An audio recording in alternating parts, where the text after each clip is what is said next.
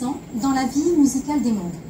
Il est indispensable pour les funérailles, il participe au divertissement de cours d'amour et on le trouve au cœur de jeux de compétition pour les fêtes du Nouvel An, ce que l'on vient de voir ici.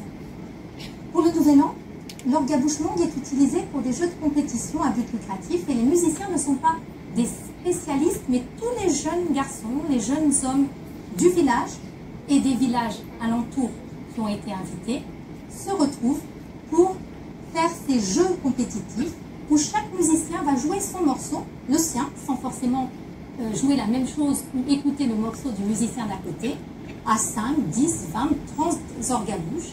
Et le but du jeu est de jouer en faisant des mouvements de danse, des acrobaties de plus en plus périlleuses comme vous avez pu voir ici.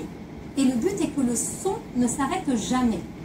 Donc les anciens du village vont jouer le jeu d'arbitre et quand un son s'arrête, l'un des joueurs est éliminé.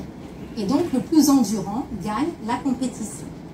Donc vous avez bien vu que quand Kainou a joué en faisant son acrobatie, son son ne s'est jamais arrêté. Même quand il s'est relevé, il a continué à jouer de son instrument. Ensuite, cet instrument est utilisé pour les funérailles. Alors là, il s'agit de musique rituelle.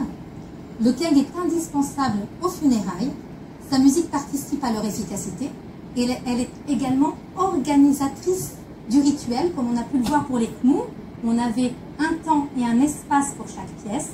Pour les funérailles également, la musique est absolument présente et doit